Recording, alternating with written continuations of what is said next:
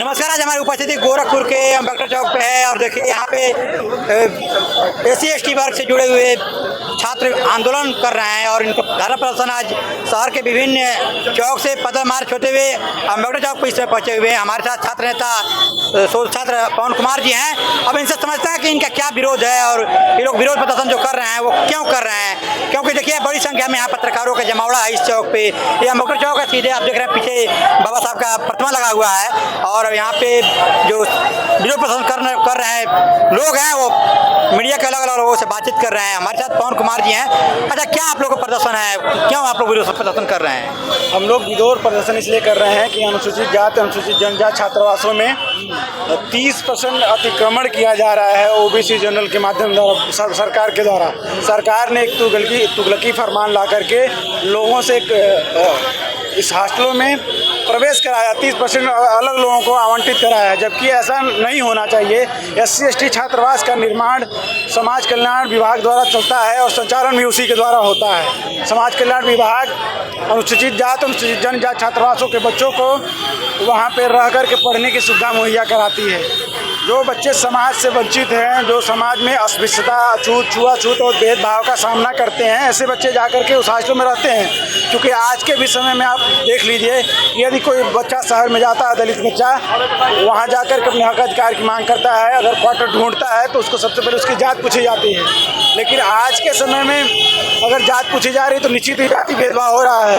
उसी भेदभाव को समझते हुए अम्बेडकर हॉस्टलों का निर्माण किया गया था प्रत्येक जनपदों में, जिसमें अम्बेडकर दलित छात्रावास के बच्चे, मतलब दलित जाति के बच्चे आकर के वहाँ रहते थे। लेकिन अब उन छात्रावासों में 30% OBC जनरल रखने का सरकारी प्रबंध आया है, जिसका हम सब विरोध करते हैं। वो छात्र आएंगे तो हमारी संख्या कम हो जाएगी, उनका रहन सहन, उनकी आर्थिक और मानसिक स्थिति अलग होती है। ऐसे में अगर वो आते हैं तो जो सदियों से दबाया गया है समाज को फिर दबाएंगे और उनका नुकसान करेंगे और दलित छात्रों का के हक अधिकार का ये हनन है, इसलिए हम इसका विरोध कर रहे हैं। हम लोग आज लाल दिघी चौराहा से निकल करके लाल दिघी छात्रावास से गोरखपुर अम्बेडकर चौक तक आए। बीच में हम लोगों ने तानाशाही का नारा लगाया। पुलिस प्रशासन ने हमें रोकने का प्रयास किया, पुलिस प्रशासन बार बार रोकने का, डिटेन करने का प्रयास की, रोकने का प्रयास की।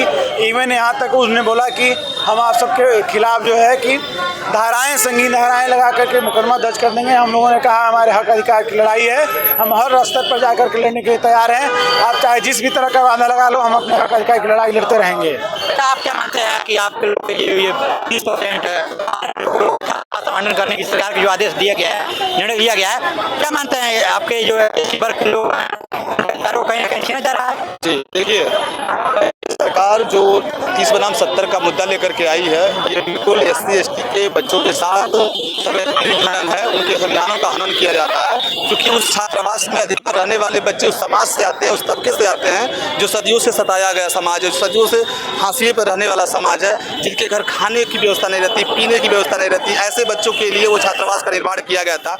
ऐसे में यदि वो लोग आते हैं तो हम लोग के साथ जातीय भेदभाव होगा, क्योंकि उनकी स्टेटस कुछ और है और बाकी SC/ST के स्टेटस बच्चों का स्टेटस अभी उतना नहीं उठ पाया है कि वो सबर्ड के बच्चों के साथ अच्छे से रह सकें, घुल मिल सकें। ऐसे में उनके साथ जातीय भेदभाव तो होना सुनिश्चित है। इसलिए हम मांग करते हैं कि ये 70 बनाम 30 का जो मुद्दा है, सरकार इसको वापस ले और फिर से उन छात्रावासों में SC/ST के बच्चों को सुरक्षित तरीके से रखने का काम करें। धन्यवाद। अच्छा, आप क्या मानते हैं, पहले जो छात्रावास आवंटन होता था वो पूरा तरह से 100% SC/ST छात्रों के लिए ही होता था? नहीं, बिल्कुल नहीं मान रहा हूँ, क्योंकि पूर्व में जो सरकारें थी वो भी हमारे साथ भेदभाव किए हैं और अभी वर्तमान में जो सरकारें हैं वो भी हमारे साथ भेदभाव कर रही हैं। इसको मैं एक वोट के नहीं किया गया विरोध, तो अभी किया जा रहा है, किया जा रहा है। सर, आप शायद वहाँ मौजूद नहीं होंगे। अभी कुछ दिन पहले ही PhD प्रवेश में नहीं, जो आप कह रहे हैं पहले सरकारों ने भेदभाव किया, उस समय आप लोगों का आंदोलन सरकार ने जो जियो लेकर आया था तो हम लोगों ने उसके लिए आंदोलन किया। सरकार उस अधिनियम को वापस ले लिया, ठीक है, उसको ठंडे बस्ते में रख दिया, फिर से यथावत स्थिति बनी रही।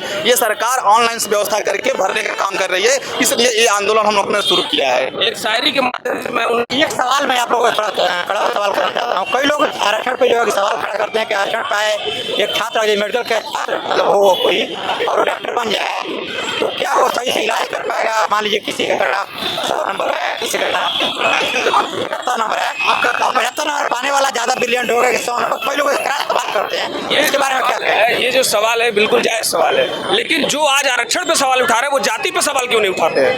आरक्षण सबको दिखता है, लेकिन जातिगत भेदभाव किसी को नहीं दिखता है। आज नहीं होना चाहिए, वो तो गलत है। बिल्कुल है, तो गलत है, तो गलत के परिणाम में ही ना आरक्षण निकला हुआ है। आज यहाँ जितने भी मौजूद छात्र थे वो क्यों मौजूद थे? इसी के खिलाफ में मौजूद थे कि हमारे आरक्षण को भी चोरी किया जा रहा है। भैया आपने जो सवाल पूछा है कि लोग कहते हैं 30 नंबर वाला सेलेक्ट हो जाता है, 70 नंबर वाला बाहर हो जाता है।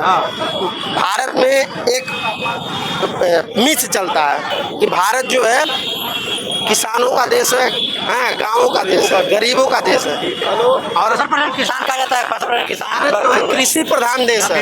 ये मिथ है, भारत जाति प्रधान देश है, इसकी सच्चाई है। मैं बता रहा हूँ, मेरा नाम आकाश पासवान है। ये लोग कहते हैं जन्मना जाति शूद्र, जन्म से सभी शूद्र होते हैं, कर्म से ब्राह्मण होते हैं, जबकि मेरा नाम आकाश पासवान है। मेरे पिताजी का नाम लल्लन पासवान है। जैसे मैं उनके घर पैदा हुआ, पैदा होने के 1 सेकंड बाद ही मेरे नाम के आगे मेरे दिमाग लग गया, मेरे जात जन्म से जाति आ रही है। तो ये कौन कह रहा है कि जन्मना जाति शूद्र है? दूसरा सवाल जो आप कहे 30-70 का, मेरा घर खोराबार ब्लॉक के इलाकों में है। आज तक वहाँ रोडवेज नहीं गई है, इलेक्ट्रिक बस चल रहा है, गांव गांव जा रहा है, चौक चौराहों पर जा रहा है, लेकिन आज तक मेरे गांव तक ये लाइट नहीं गया है। आज भी मेरे गांव में हर साल भीषण बाढ़ आती है, सब चीज बहा के ले चली जाती है, हाँ? और आज भी सप्ताह में एक दिन 24 घंटे के लिए लाइन कटता है।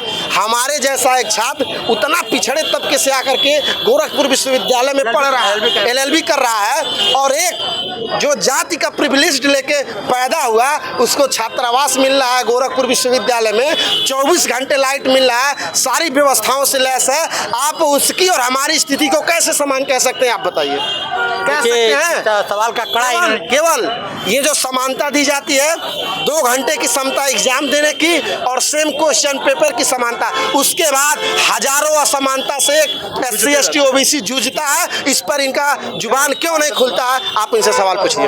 तो देखिए, इन्होंने कड़ा इस पे जवाब दिया है। आप कई लोगों के तरफ से हमारे लिए ये सवाल था कि ऐसा सवाल आप किसी ऐसे छात्र से पूछिए जो इस तरह से आरक्षण की बात करते हैं। कि यहाँ पे देखिए बड़ी संख्या में छात्र से ये आंदोलन कर रहे हैं, इनके जो छात्रावास हैं गोरखपुर में इनके रहने के लिए, उसमें 30 और 70 की बात कही जा रही है इस समय। मतलब 100 लोगों में 30 लोगों को जो है कि अन्य वर्गों को आवंटन करने की बात कही जा रही है। इसके पहले पूरी तरह से जो छात्रावास था वह इन्हीं लोगों के लिए आवंटन होता था। एक आखिरी बात मैं जोड़ना चाहूँगा, आप 70-30 की भी बात कर रहे हैं, मैं संविधान का विद्यार्थी कहता कि भारत में किसी भी व्यक्ति को जाति, धर्म, लिंग, वंश और जन्म स्थान के आधार पर भेदभाव नहीं किया जाएगा। वो लोग इसका सहारा लेते हैं, लेकिन वो लोग अनुच्छेद 15 का सब क्लास 3 क्यों नहीं पढ़ते हैं?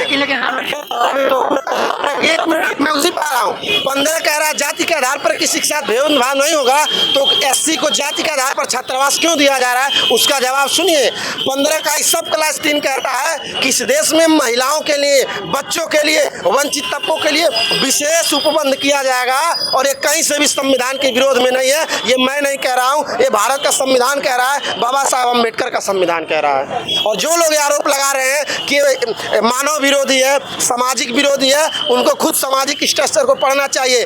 उनसे मेरा सबसे पहला सवाल है कि इस भारत में जाति आधारित आरक्षण को लाने की जरूरत ही क्यों पड़ी? क्योंकि इसके पीछे का हिस्टोरिकल बैकग्राउंड है कि इस देश में तथाकथित लोगों के द्वारा इस देश की बहुसंख्यक आबादी को जाति के आधार पर शोषित किया गया है, पीड़ित किया गया है। उनको मेन स्ट्रीम में जोड़ने के लिए बाबा साहब ने आरक्षण का प्रावधान किया, और आरक्षण कोई गरीबी उन्मूलन कार्यक्रम नहीं है, सामाजिक उन्मूलन कार्यक्रम है। जब तक हम समाज में तुम्हारा वाला स्टेटस नहीं पालेंगे तब तक आरक्षण की जरूरत है। जब तक चमरौटी और बभनौटी एक साथ नहीं बैठकर खाएगी तब तक आरक्षण की जरूरत है। देखिए, इन्होंने खुल करके बातें किया है, और ये विरोध प्रदर्शन था गोरखपुर के, मैं अम्बेडकर चौक पे इस समय था, और यहाँ पे जो छात्रावास की आवंटन की छात्र पिछले कई दिनों से आंदोलन रहता है। लेकिन वाली बात होगी कि आगे सरकार इस पर नहीं करती है। आज इनका आंदोलन काफी बड़ा रहा है, और पूरे शहर में पैदल मार्च करते हुए चौक पे इस समय आप देख रहे थे। आप तो नसन जी, हमारी खबर कैसे लगे कमेंट बॉक्स में जाकर अपनी राय जरूर दीजिएगा। जय हिंद, जय भारत।